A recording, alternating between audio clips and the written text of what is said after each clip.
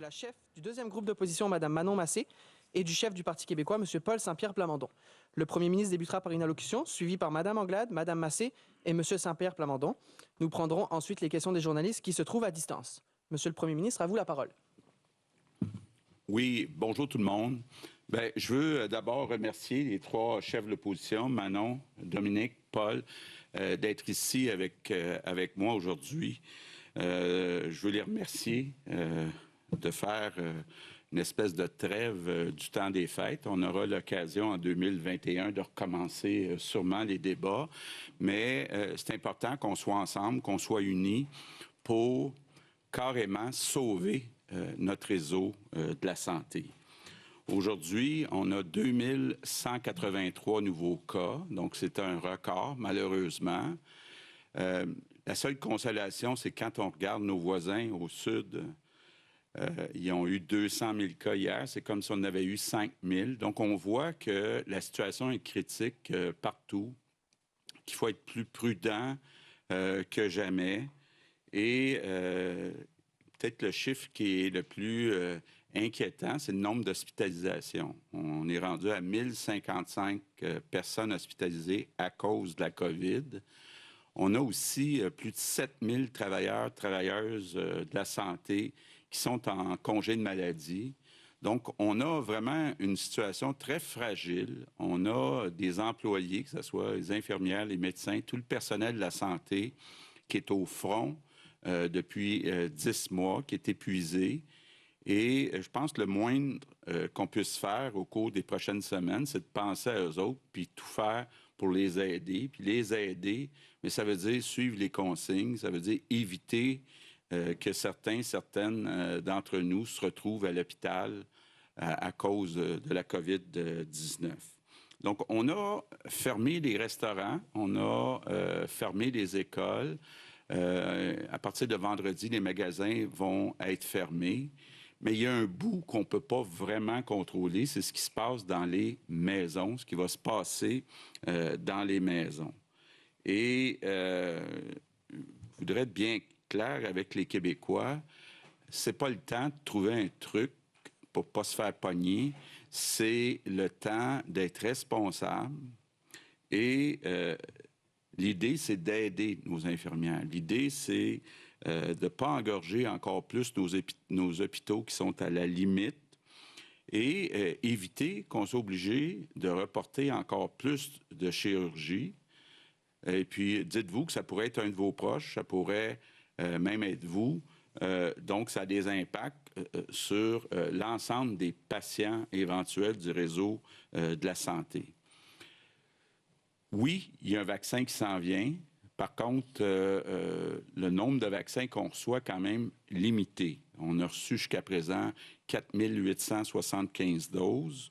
On va en recevoir 50 000 cette semaine, puis un autre 29 000 dans 2 semaines. C'est tout ce qu'on a de confirmé pour l'instant, donc 84 000 doses. Donc, on parle de pouvoir vacciner 42 000 personnes. Donc, vous le voyez, c'est très limité. Donc, ça veut dire qu'au cours des prochaines semaines, la situation va demeurer critique. Et c'est pour ça que les 4 chefs de parti sont ici aujourd'hui unis à vous demander de respecter les consignes, à serrer les coudes et surtout dans les maisons. La seule chose qui est permise, là, on le répète, c'est d'inviter une personne seule. Donc, on ne peut pas inviter des amis, on ne peut pas inviter une deuxième famille. Je comprends que c'est plate, on aurait le goût de voir ses amis qu'on n'a pas vus depuis longtemps. Mais ce n'est pas le temps de faire ça. Ce n'est pas le temps non plus, puis même si c'est permis d'aller dans le sud, puis on va s'assurer, le gouvernement du Québec, avec le gouvernement fédéral, qu'il y a des mesures très sévères qui sont mises en place pour suivre les personnes quand elles vont revenir du sud pour qu'elles fassent leur quarantaine. Je veux peut-être dire un mot sur les personnes seules.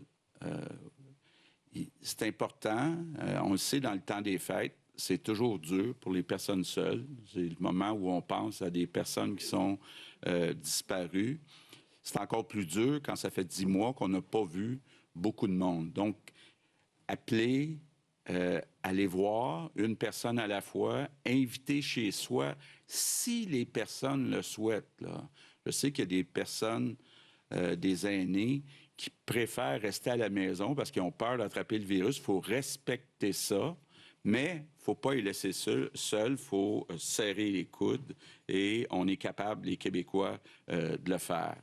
C'est important aussi pour, en particulier, les enfants d'aller à l'extérieur, avoir des activités, mais être prudent, rester à 2 mètres des autres personnes. Donc, en conclusion, aujourd'hui, on a 4 chefs de parti qui sont unis contre le virus.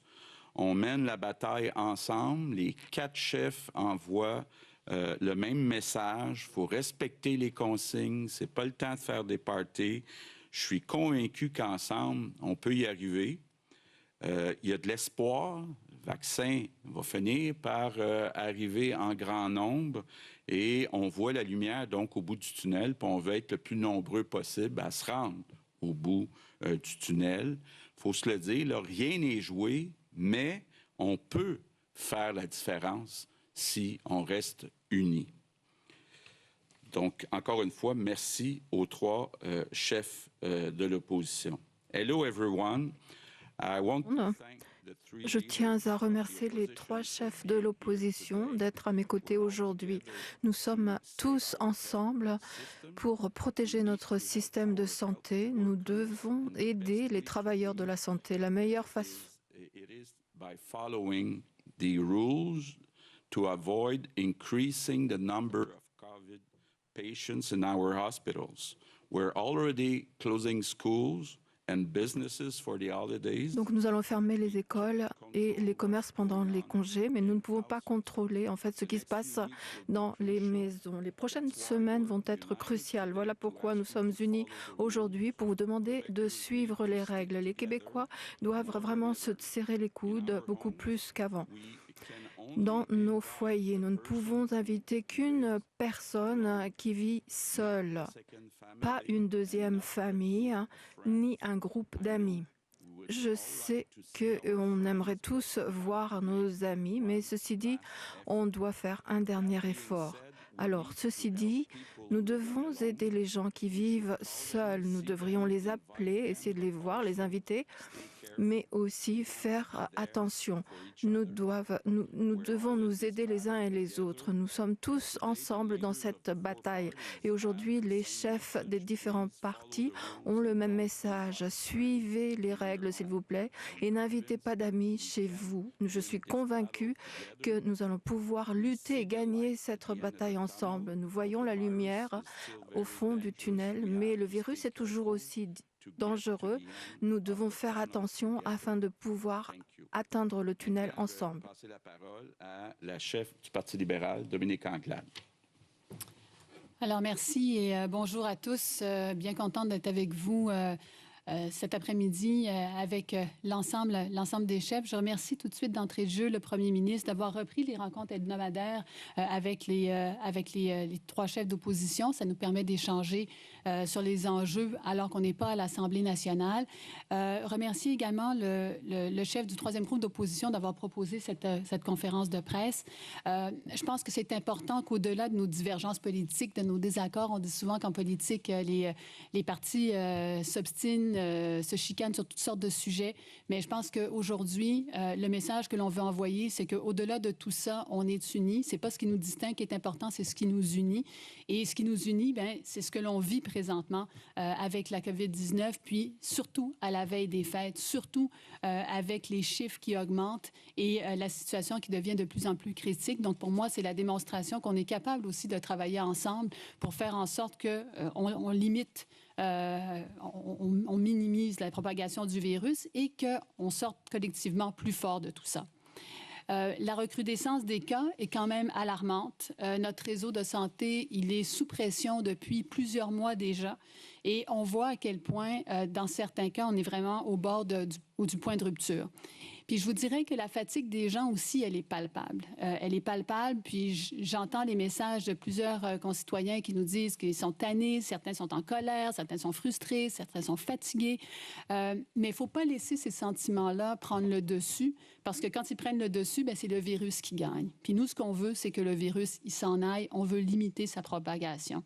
Alors, ce qu'on demande à tout le monde de faire, évidemment, c'est de respecter les règles de santé publique, c'est de faire en sorte que chacun puisse passer à travers les fêtes malgré la situation, mais en respectant la règle de la santé publique. Depuis la COVID-19, il y a plein de petits gestes assez banals, somme toute, comme donner une poignée de main, comme faire un câlin, une accolade, donner une épaule, qu'on n'a pas été en mesure de faire à l'extérieur de nos bulles. Et ça, je pense que ça commence à peser lourd pour les gens. Les gens, ça commence à leur manquer. Et on sent qu'à l'approche des fêtes, ben, d'un point de vue de la santé mentale, d'un point de vue du moral, les gens sont... c'est plus difficile pour tout le monde. Puis je vous dirais que j'ai une pensée particulière pour tous les grands-parents qui ne verront pas leurs petits-enfants, pour les frères ou les sœurs qu'on ne pourra pas voir, les oncles, les tantes. Et c'est sûr que ça mine le moral. Mais il faut garder confiance. Il faut, encore une fois, se serrer les coudes.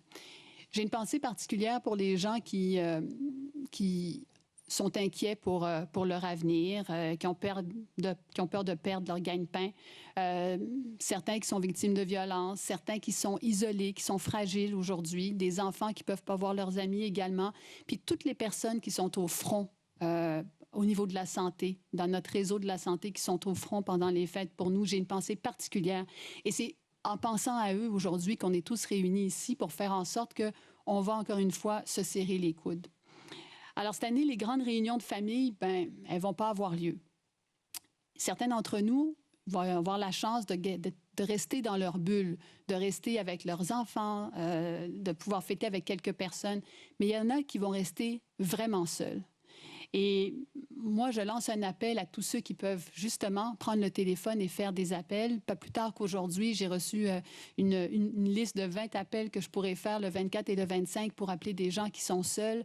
Il y a des organismes comme les Petits Frères qui sont encore à la recherche de personnes pour faire des appels, pour aller rejoindre du monde. Je pense que c'est important de poser ces gestes de solidarité-là, si on en est capable, parce que ça peut faire la différence. Puis un petit geste comme celui-là, bien, en fait, ça permet de propager un petit peu la magie de Noël au lieu de propager le virus. Alors, moi, je pense qu'on doit encourager les gens à le faire.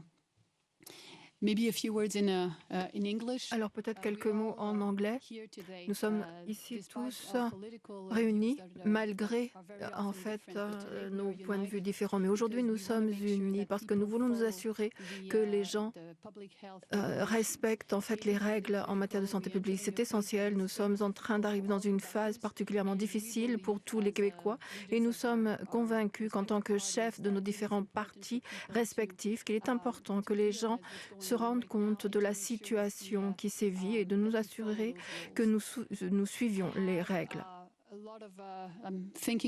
Je pense énormément aux gens, en fait, qui seront dans notre système de santé pendant les congés, les fêtes de fin d'année, qui vont s'occuper des gens malades, donc les personnels de la santé. Je veux m'assurer qu'on puisse les aider de la meilleure façon. Et pour ce faire, c'est en respectant les règles, justement. Peut-être finalement un message à toutes les personnes, en fait, qui sont vulnérables, isolées. Si les personnes pouvaient les appeler et faire une différence dans la vie de ces gens-là pendant la période des fêtes, je crois que ça apportera une grande différence. On est tous dans cette situation ensemble, alors assurons-nous que nous passons cette période tous ensemble. Merci beaucoup. Je vais maintenant céder la parole à la chef du deuxième groupe d'opposition. Merci, Dominique. Bonjour tout le monde. Bonjour, chers collègues chefs des autres partis. Écoutez, je pense que vous l'avez entendu, maintenant c'est clair, si on est ici aujourd'hui, c'est pas qu'on pense pareil sur tout. C'est pas que je me chicane jamais avec le premier ministre, au contraire. C'est pas que je vais arrêter à partir d'aujourd'hui, non. Mais pour moi, pour ma formation politique, c'était vraiment important d'être là aujourd'hui parce qu'il y a des gens qui, à chaque jour, se lèvent le matin, se lèvent la nuit pour aller soutenir notre système de santé, que ce soit dans les CHSLD, les hôpitaux, pour passer les tests, les laboratoires, pour les évaluer. Bref, plein de gens qui, à chaque jour, mettent leur vie en danger. Et c'est pour ces personnes-là que je suis là aujourd'hui. Dans les faits, si je joins ma voix à celle du PM et des autres, c'est parce que c'est pas parce que je suis docile ou c'est pas parce que je veux être obéissante. Non, c'est par solidarité. C'est par solidarité à ces personnes-là qui, elles, n'hésitent pas, jour après jour, à mettre leur vie en danger pour nos concitoyens. Je pense que c'est super important que tout le monde fasse le petit bout qui est le leur, c'est-à-dire de respecter les consignes. C'est vrai que c'est dur, c'est vrai qu'on est épuisé, c'est vrai que notre santé mentale en mange une claque depuis des mois, mais si notre système craque, si ces gens-là qui déjà tombent beaucoup trop au combat parce que la maladie les affecte, ben ça va être vraiment dramatique. Ça l'est déjà, mais ça va l'être encore plus. Alors, c'est pour ça que je trouvais ça important d'être là, pour m'assurer que ces personnes-là aient la mesure de la solidarité qui est nécessaire si on veut soutenir le plus possible ces gens-là. Et je vous dirais, j'ai envie de vous dire, ben, tu sais, moi, durant cette période des fêtes-là, je vais bien sûr à chaque jour avoir une pensée. Premièrement, pour les gens qui sont malades, qui sont atteints de la COVID et ou autres maladies, le temps des fêtes, c'est toujours un moment pénible. Je pense aux gens qui soignent, nos soignantes, les gens qui entretiennent nos édifices de soins. Je vais avoir une pensée pour toutes ces personnes qui ont envie de traverser la ligne et ne pas respecter. Et je vais penser en disant non, faites pas ça. Faites pas ça, c'est mettre en danger d'autres personnes. Pensez pas juste à vous, pensez aux autres. Mettre en danger d'autres personnes, puis ça, ben, ça peut être vous qui ou un de vos proches qui éventuellement paierait le prix de l'absence de ces travailleurs-travailleuses-là. Je vais essayer d'aller jouer dehors le plus possible, parce que oui, notre santé mentale a besoin qu'on bouge, qu'on prenne de l'air frais, pas en se rassemblant avec des gens, mais plein de choses qu'on peut faire. D'ailleurs, probablement mon chien qui va être le plus content que je puisse aller jouer dehors. Je vais faire comme ma grand-mère. Je vais aérer ma maison à tous les jours pour rentrer de l'air frais chez nous, puis permettre donc de mettre du bon dans mes poumons. Puis je vais aussi avoir une pensée pour ma famille que je ne verrai pas. Mes enfants qui sont loin, mon père, mes frères et sœurs, je vais les porter dans mon cœur. On va se parler, on va utiliser nos outils technologiques. Tout ça parce que c'est fondamental qu'on soit solidaire des personnes qui tiennent notre système de santé à bout de bras. Alors, je voudrais juste conclure par vous dire que si je suis ici avec vous aujourd'hui, avec le Premier ministre, pour dire à tout le monde que la solidarité est cruciale. Elle est très importante pour les travailleurs de la santé qui, tous les jours, appuient le système de santé. J'espère que tout le monde va respecter les mesures sanitaires afin de nous assurer que l'on fasse attention aux personnes qui s'occupent de nous. Merci. Je passe la parole maintenant au troisième chef de l'opposition, M. Saint-Pierre Plamondon. Merci beaucoup, Manon. Mais premièrement, je veux remercier le gouvernement d'avoir accepté cette main tendue qui nous permet d'être tous unis ensemble et de parler à l'unisson. Et sans répéter tout ce qui vient de se dire, il y a des choses qui me tiennent à cœur, notamment le fait qu'on est dans le dernier droit et qu'il y a un sprint à donner dans le contexte où non seulement nos efforts sauvent des vies, mais également c'est une marque de respect pour les travailleurs dans le secteur de la santé qui tiennent le fort, persévèrent, veillent sur nous sans relâche. Donc, lorsqu'on fait des efforts et on est discipliné, on donne un peu d'oxygène à un milieu hospitalier qui est en ce moment surchargé. Noël, ça fait partie de nos racines, ça fait partie de nos traditions. Et c'est pas qu'une fête, c'est une fête qui est porteuse d'idées et de valeurs. Et l'une de ces idées-là, c'est que l'argent qu'on a pu gagner durant l'année ou perdre durant l'année et toutes les bébelles qu'on a pu s'acheter, ça n'a pas vraiment d'importance par rapport aux personnes. Des personnes qui ont une valeur en soi, qui ont une dignité. Et c'est pour ça que dans le temps de Noël, on pense aux autres, on s'occupe des autres. Et ça donne que cette année, ces valeurs-là, on en a besoin. Parce que c'est une année particulièrement difficile. Dominique parlait des aînés qui ne verront pas leurs petits-enfants. C'est le cas dans ma famille. Les Québécois qui sont en attente de chirurgie et qui espèrent avoir une bonne nouvelle bientôt. Les entrepreneurs, les restaurateurs, tous ceux qui ont une année très difficile sur le plan financier. Nos jeunes, nos ados qui ne socialisent pas comme d'habitude et tous ceux qui vivent de la solitude. Et pour plusieurs d'entre nous, ce temps des fêtes, ce sera une première occasion où on ressent de la solitude, une forme d'isolement. Mais pour d'autres, c'est normal à Noël d'être dans une forme de solitude. Et peut-être que si cette crise peut servir à quelque chose, c'est d'avoir une remise en question comme société sur la solitude, sur le fait que ce n'est pas normal d'être individualiste au point où on ne s'occupe pas des autres. Et je pense qu'on a entre les mains au cours des prochains jours cette occasion-là de poser des gestes concrets. En fait, ce n'est pas l'adversité qu'on vit en ce moment tous et qui nous unit, qui nous définit, parce que ça, on ne contrôle pas totalement la situation. Mais ce qui nous définit, c'est notre manière de réagir à l'adversité. Et moi, je vous suggère qu'on peut réagir avec amour et bienveillance. Et ce n'est pas que des paroles pour Noël, ce sont des actions concrètes que vous pouvez poser dès maintenant au cours des prochains jours. On parlait d'appeler des proches, mais appeler aussi des gens avec qui vous vous êtes chicanés durant l'année. Parce que ça n'a pas été une année facile pour personne, donc ça a mis de la pression sur nos familles.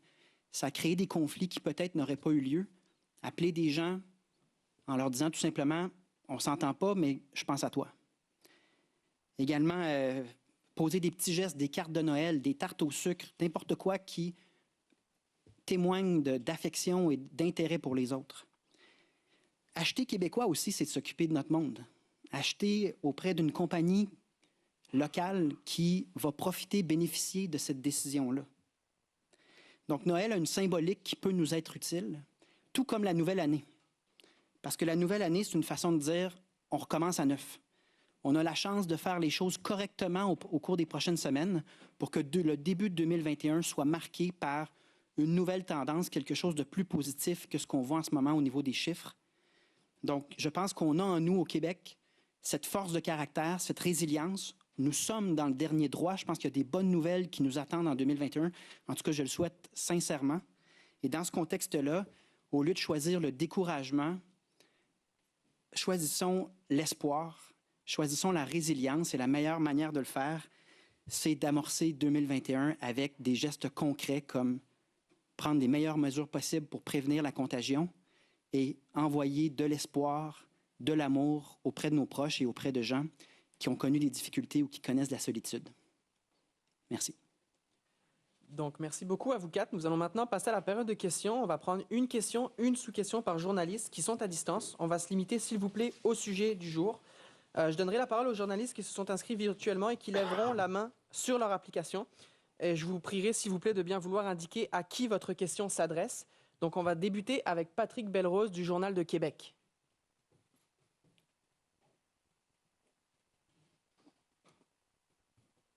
Monsieur Legault.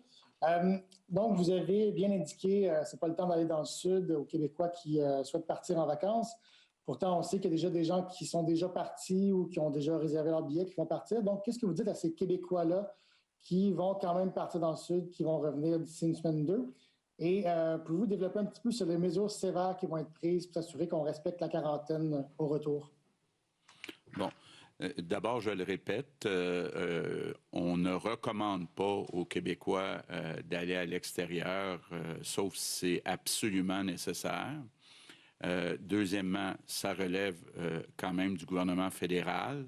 Ce qu'on va faire, ce qu'on est en train de faire avec le gouvernement fédéral, c'est de s'assurer qu'il y a des mesures en place très strictes au retour des passagers pour que les quarantaines soient respectées. Donc, qu'il y ait un suivi des appels de fait auprès de tous les passagers. Donc, c'est ce qu'on veut s'assurer, là, parce qu'évidemment, on se rappelle tous ce qu'on a vécu au début du mois de mars avec le retour du congé scolaire. Donc, on ne voudrait pas que ça se répète.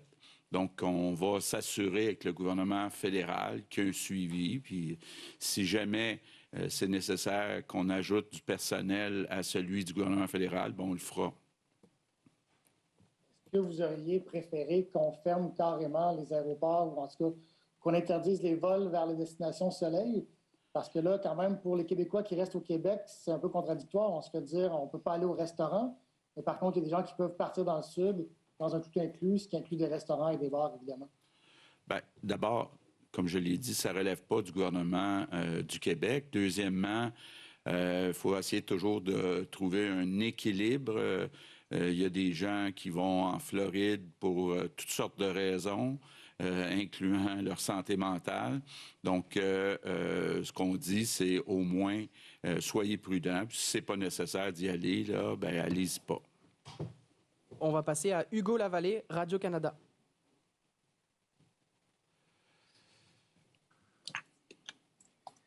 Oui, bonjour, vous m'entendez bien? Oui.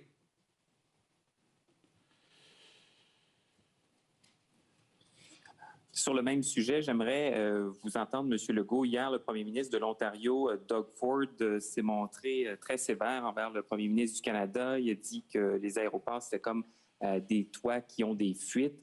Il dit que si le gouvernement fédéral ne le fait pas, lui va faire en sorte de faire du dépistage sur les routes qui encerclent les aéroports pour les voyageurs qui reviennent de l'étranger. Premièrement, est-ce que vous êtes satisfait de ce que le gouvernement fédéral fait? Et deuxièmement, est-ce que vous pourriez envisager des mesures comme celles évoquées par M. Ford? Bien, on n'exclut rien, puis on est au même endroit que M. Ford.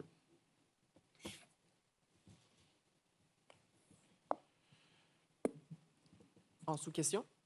Donc, vous n'êtes pas satisfait du gouvernement fédéral, si je comprends bien. Bien, on veut avoir plus d'informations sur les mesures de suivi auprès des nombreux passagers, là, parce qu'il semble y en avoir quand même beaucoup.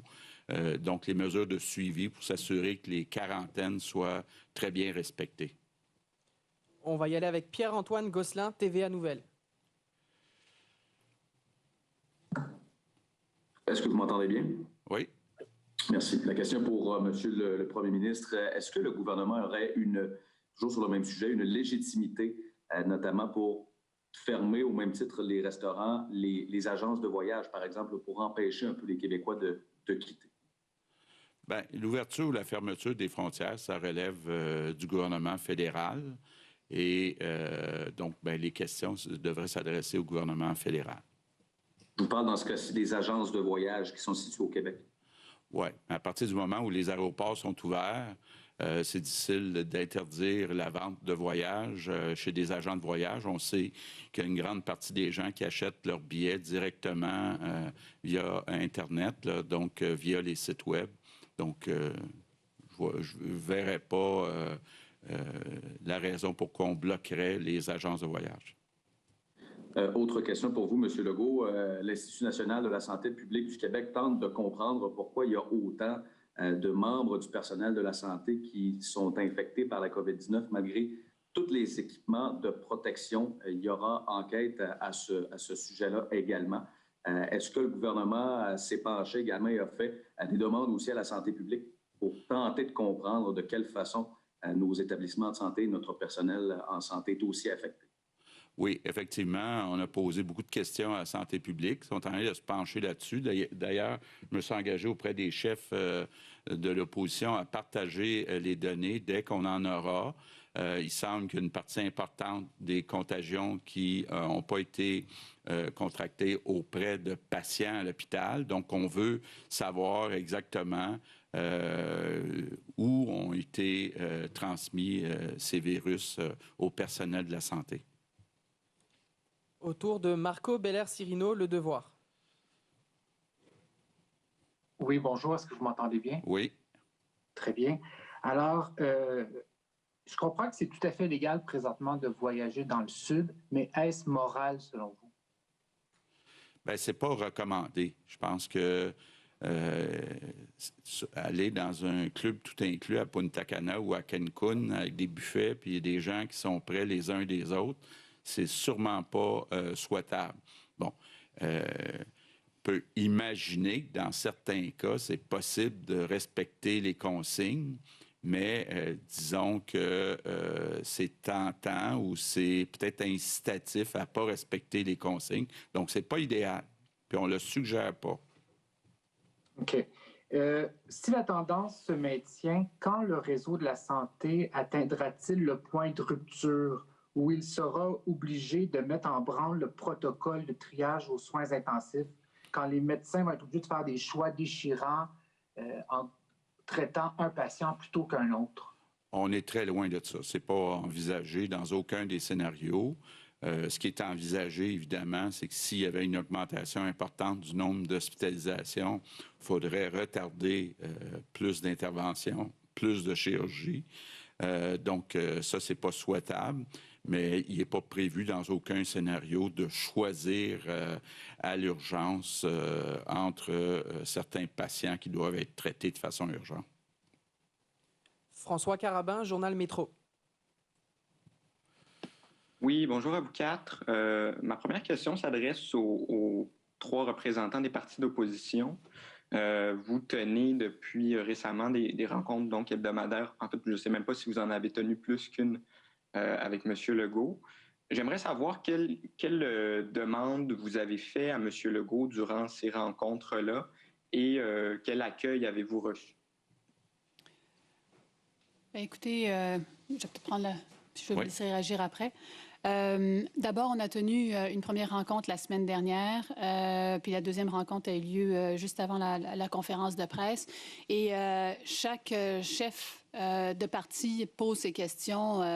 Ça a été des questions sur la ventilation ou à la question des tests, à la question de la vaccination, donc pour clarifier la situation. Puis ce que ça nous permet de faire, dans le fond, on n'est pas à l'Assemblée nationale en période de questions où on peut poser ces questions-là. Donc, ce que ça nous permet de faire, c'est de répondre à des questions que nous avons, que nos concitoyens ont.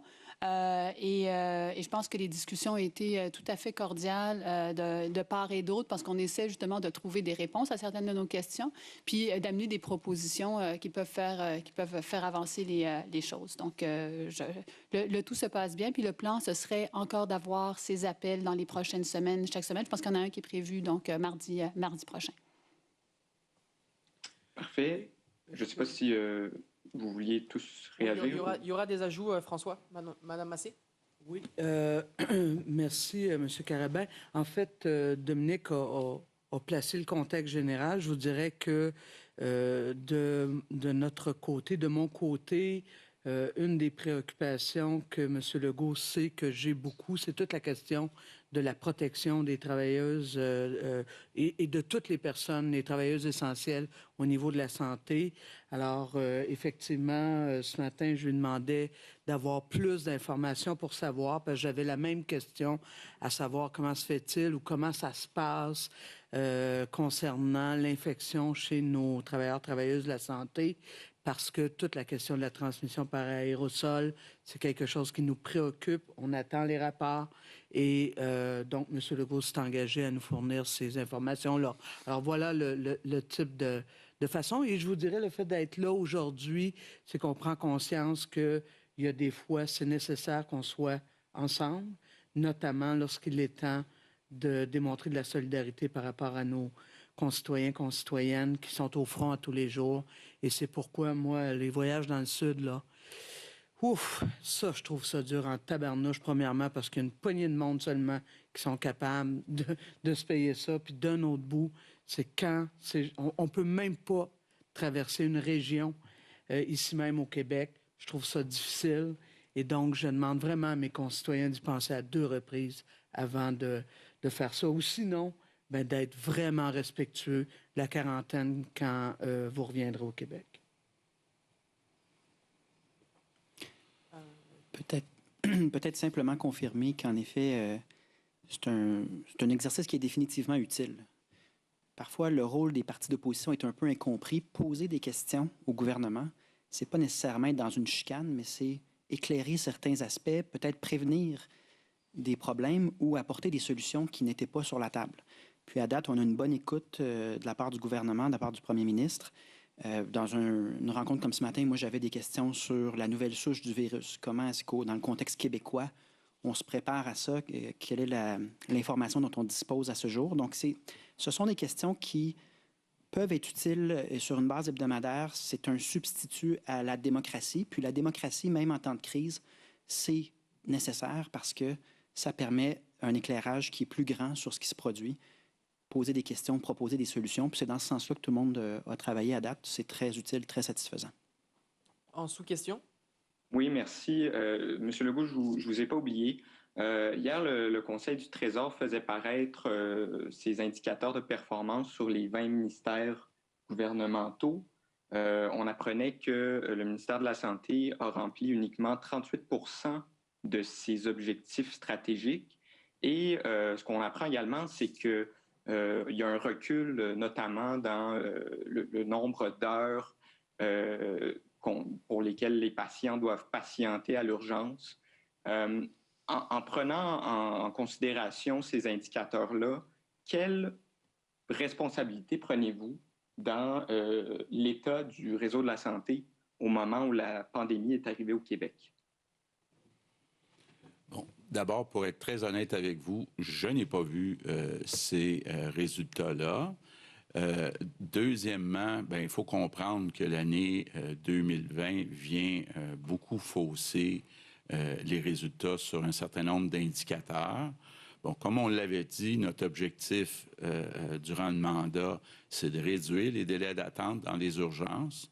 Pour ça, il faut, entre autres, une nouvelle entente avec la FMOQ, donc avec la Fédération qui s'occupe des médecins de famille. On avait commencé les discussions avant la pandémie. C'était suspendu pendant la pandémie, mais j'ai bien l'intention, puis j'en parlais dernièrement avec le ministre de la Santé, de revenir sur cette priorité, donc s'assurer qu'on réduit les délais d'attente, entre autres, dans les urgences. Pour ce qui est de la responsabilité de ce qui est arrivé au printemps, comme je l'ai déjà dit, il y a effectivement, il y avait des lacunes importantes dans les CHSLD, donc je prends ma part de responsabilité pour ces lacunes-là. On va y aller avec Ariane Lacourcière, La Presse.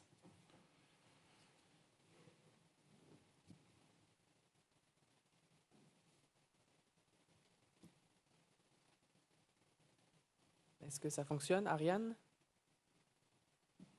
Oui, bonjour, est-ce que vous m'entendez? Oui. Oui, donc vous avez mentionné, M. Legault, que c'est important que les gens ne se réunissent pas à Noël là, pour que le réseau de la santé n'ait pas à annuler encore plus de chirurgie.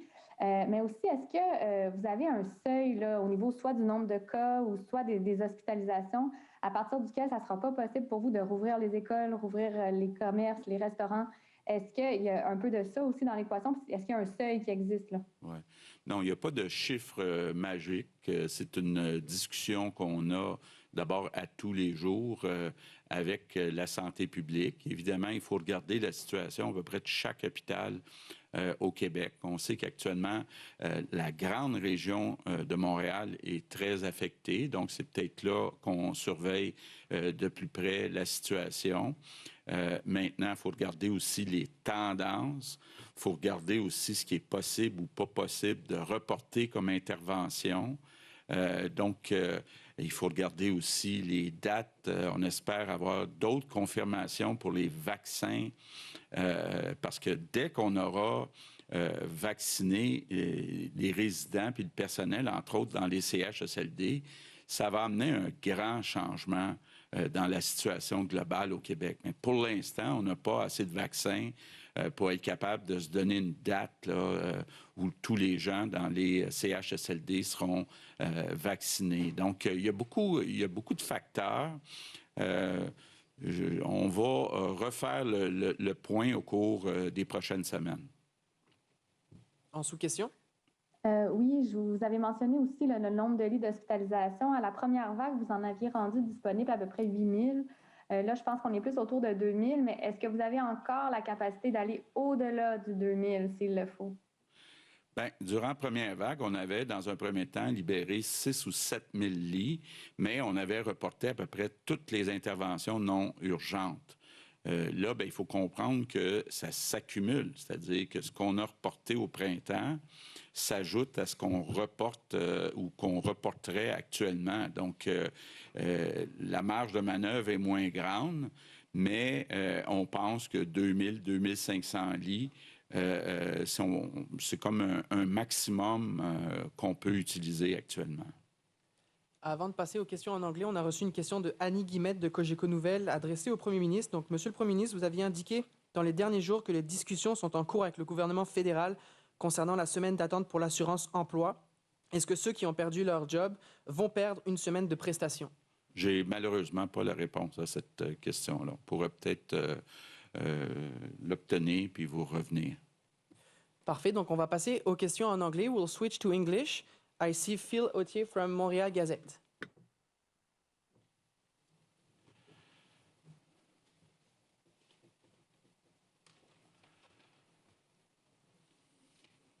Is it working, Phil? Est-ce que ça fonctionne, Phil? OK, we will switch. Donc, nous allons passer à Gloria Enriquez de Global News. Good afternoon. Bonjour. Quel est le message aux personnes qui, en fait, achalandent tous les magasins? Réponse. Nous allons d'abord réduire la capacité dans différents centres commerciaux et même dans certains magasins de détail. Nous voulons nous assurer que les capacités imposées soient reposées. Deuxièmement, je demande aux gens de faire attention. Porter un masque, respecter la distance de 2 mètres des autres clients ou employés. Alors, je sais que dans certains magasins, devant certains magasins, il y a de longues files d'attente. Mais pour le moment, il est très important que nous fassions vraiment très attention dans les commerces jusqu'à jeudi où on va fermer les magasins en soirée. Merci. Donc, alors, on entendait cette sortie conjointe des 4 chefs des partis à Québec. C'est un message unanime, n'est-ce pas, Véronique, qu'on a entendu? Ce que dit François Legault, entre autres, c'est qu'on a fait tout ce qu'on a pu de notre côté au gouvernement. On a fermé les commerces, il y en a d'autres qui vont fermer dès vendredi. Mais maintenant, les Québécois, vous avez une grande part de responsabilité. Il faut absolument respecter les mesures sanitaires, entre autres, pour sauver le système de santé. Oui, voilà. François Legault, ce qu'il dit, c'est que finalement, le gouvernement n'a pas le contrôle de ce qui se passe dans les maisons et c'est pourquoi le message qu'il voulait lancer aujourd'hui était un message fort accompagné des chefs des partis d'opposition qui n'ont fait aucune politique, en fait, aujourd'hui. L'objectif, c'était vraiment de montrer qu'ensemble, ils sont d'accord, ils ont la même position quand il est question d'être solidaires avec les travailleurs de la santé parce qu'effectivement, il faut sauver le système de santé carrément. C'est l'expression qui a été utilisée par François Legault. Il demande donc le respect des consignes. Aussi, il y a eu une bonne partie de la conférence de presse qui a porté sur des questions concernant tous ces Québécois qui décident d'aller en vacances, qui décident de s'éclipser finalement des mesures sanitaires pour aller profiter de certaines permissions dans des tout inclus où là-bas les restaurants continuent d'être ouverts, les bars aussi. Alors, François Legault n'a pas voulu condamner ces gens-là. Il y a des questions, par exemple, qui étaient posées à savoir si c'était moral de le faire. Il s'en est plutôt tenu à dire que ce n'était pas recommandé, que ce n'était pas ce que le gouvernement voulait faire, que c'était pas le temps, effectivement, d'aller dans le Sud parce que ça pouvait contribuer à la propagation du virus. Mais en même temps, clairement, on voit que ça fait pas du tout son affaire et il aimerait que le gouvernement fédéral peut-être en fasse davantage. Notamment, il a demandé d'avoir plus d'informations sur les mesures qui vont être suivies pour assurer une quarantaine de ces voyageurs-là parce qu'il dit que ce n'est pas la responsabilité des provinces, c'est une responsabilité fédérale de s'assurer que quand tous ces gens-là vont revenir au Canada, bien, qu'ils ne propagent pas le virus. Alors, il faut que les gens soient isolés et comment on va s'assurer que ces gens-là soient isolés. Aussi, il a été question des vaccins parce que souvent, François Legault utilise les vaccins comme espoir pour dire on va arriver au bout du tunnel, il va y avoir une lumière et ce sont les vaccins. Je pense qu'on retourne aux questions en français, il y en a d'autres. On se retrouve après, voilà. doses. De doses. Donc, c'est une question. Vous savez, les boîtes contiennent 975 doses. Nous devons trouver les endroits des CHSLD où est-ce qu'on peut au moins vacciner 960 personnes, parce qu'une fois que les boîtes sont ouvertes, on ne peut pas transférer une partie des doses à un autre endroit. Alors non, je crois que nous avons commencé en Montérégie. Tout se déroule fort bien. La seule chose qui manque, c'est la quantité de doses exacte. Valéria Cori-Maniaco de CBC News maintenant. Bonjour, est-ce que vous m'entendez tous? Oui. Question alors. La première question à M. Legault, mais les chefs de l'opposition peuvent aussi répondre. Vous avez représenté ce fonds en fait uni aujourd'hui. Pourquoi est-ce aussi important de transmettre ce message avant Noël? Et pourquoi arrive-t-il si tard? Vous savez, je crois que la situation est beaucoup plus critique. Nous avons un record de plus de 2000 cas encore aujourd'hui. Je crois que nous avons décidé de fermer des magasins, des écoles, mais il y a des endroits où on ne contrôle pas la situation, notamment dans les foyers, dans les ménages. Je crois que c'est une bonne suggestion de Paul Saint-Pierre Plamondon. On est tout à fait d'accord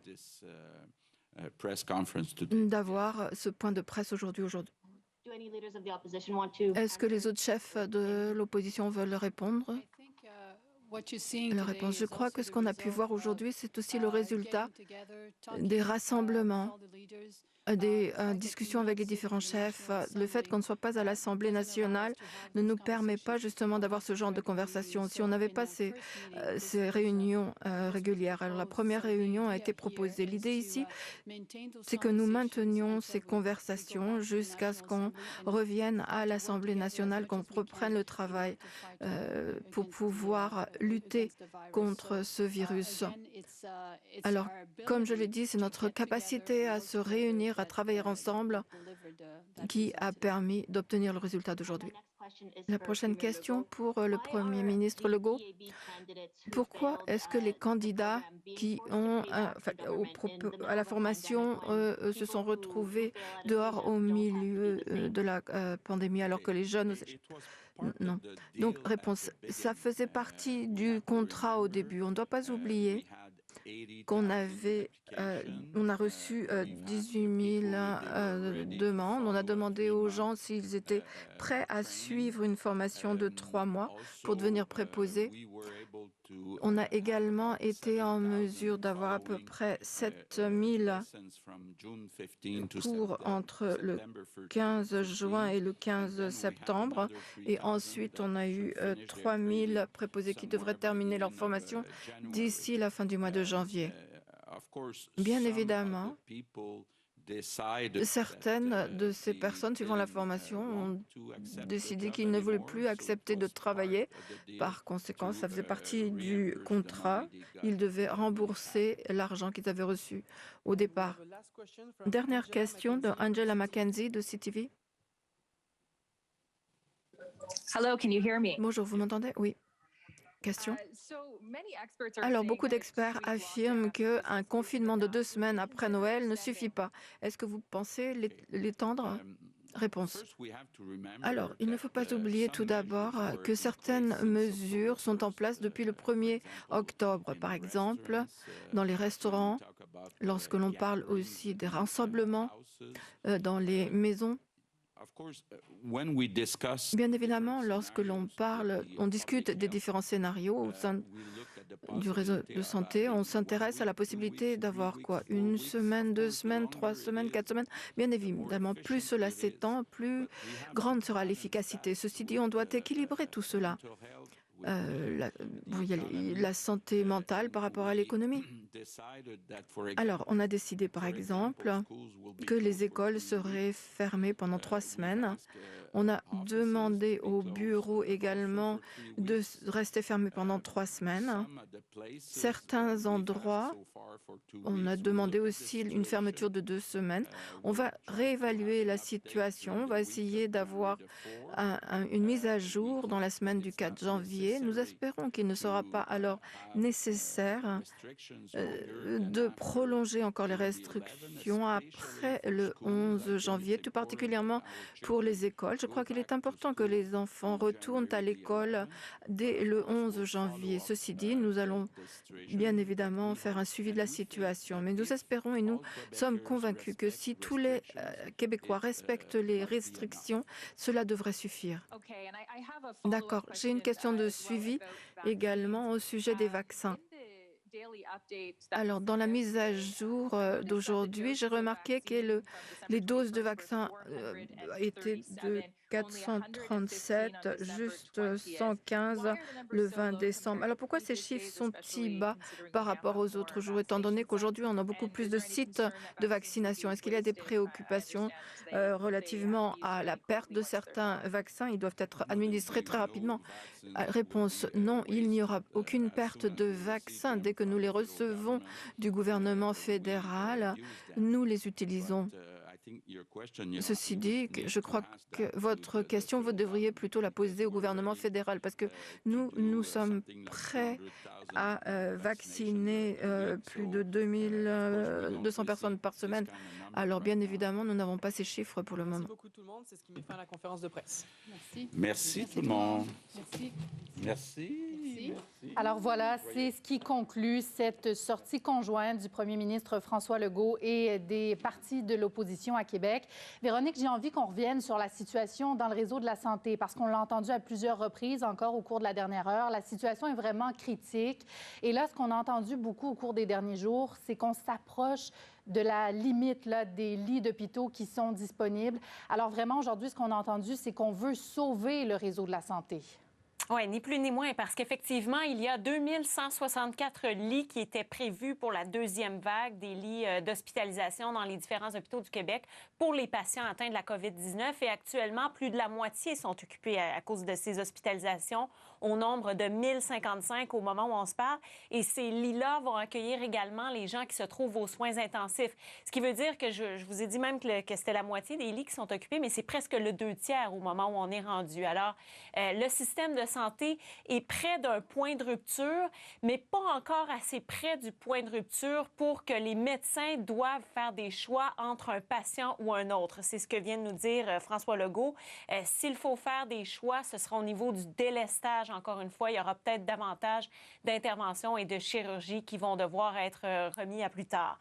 Sinon, ce qui a été intéressant d'apprendre aussi, c'est au niveau de la vaccination, où on en est rendu au niveau des doses qui ont été reçues par le Québec. Alors actuellement, c'est 4875 doses qui ont été données, donc des gens qui ont été vaccinés. Cette semaine, on va en recevoir 50 000 supplémentaires et dans 2 semaines, 29 000 autres. Alors, quand vous faites le calcul, ça veut dire que dans un espace d'à peu près 14 jours, on a 84 000 doses. Évidemment, des gens doivent être vaccinés 2 fois. Et les CHSLD craignent qu'il y ait parfois des retards dans les doses qui leur sont acheminées. Alors, eux ne peuvent pas tout de suite dire, OK, on les dépense tout de suite et on vaccine tout le monde. Il y en a qui sont gardés de côté en se disant, dans 3 semaines, il va falloir donner une deuxième dose. Alors, pour s'assurer qu'on ne manque pas de doses à ce moment-là, étant donné qu'on ne sait jamais trop combien on en reçoit, on va les garder de côté. Ce qui veut dire que sur les 84 000 doses qu'on a, ça ne veut pas dire que c'est 84 000 personnes qui vont être vaccinées. Vous devriez plutôt en compter la moitié. 42 000 personnes qui vont recevoir ces vaccins-là en l'espace de 2 semaines. C'est pas encore assez pour François Legault et il aimerait avoir un suivi peut-être un petit peu plus serré, d'après ce qu'on comprend du gouvernement fédéral, pour savoir justement quand les autres vaccins vont être acheminés, parce que c'est de l'information finalement qui arrive au compte-gouttes. Et parce qu'il l'utilise souvent pour le dire, c'est la lumière au bout du tunnel, ce vaccin, mais quand même, on n'est pas sorti d'affaire encore. C'est pour ça qu'il faut respecter les mesures sanitaires.